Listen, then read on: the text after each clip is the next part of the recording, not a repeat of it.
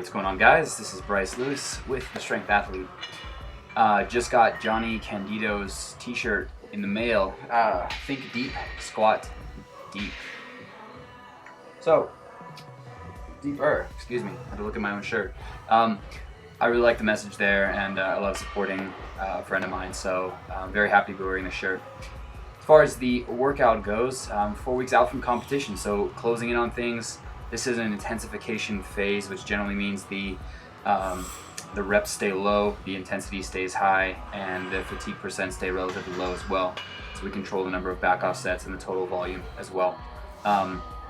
This will be almost the same going into the competition, except the movements will get a little bit more specific.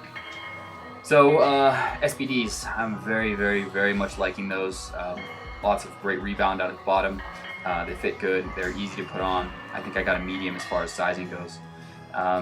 Using IPF plates here, and today the goal was to work up to a double at RPE 9.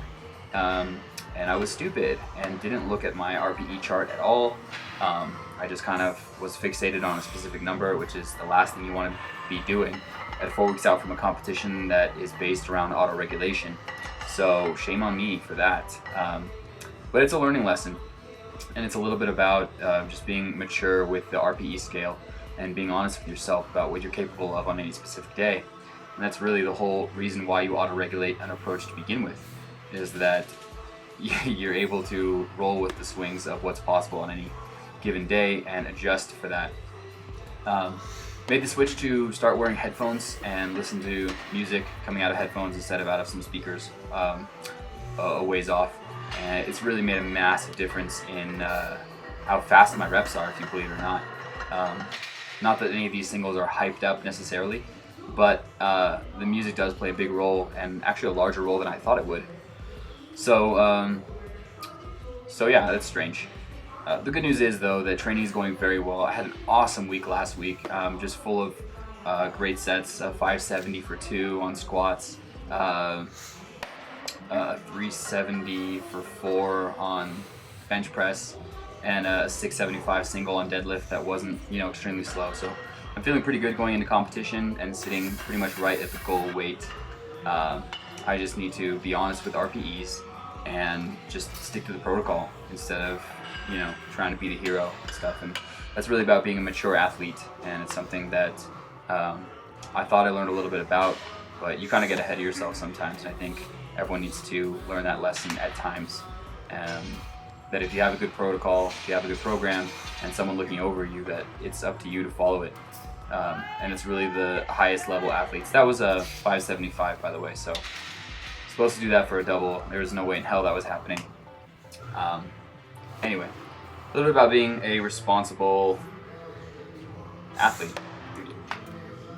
Gym environment's great. Really like going in the afternoons. Good vibe with people there. So squat, bench press, and good mornings today.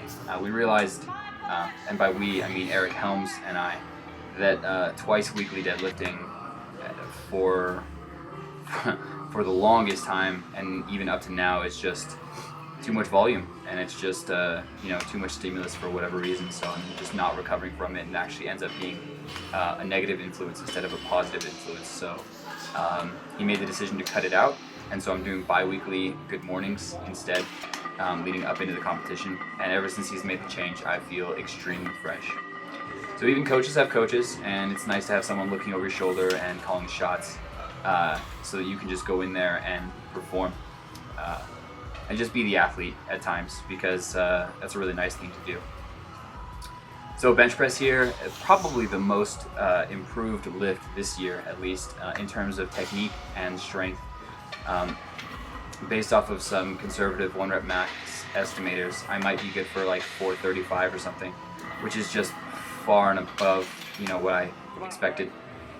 So working up here, and Jennifer Goudreau and Dan Goudreau have been helping me out with technique and really stabilizing through my posterior chain and driving through my hips as I come up and press off the chest.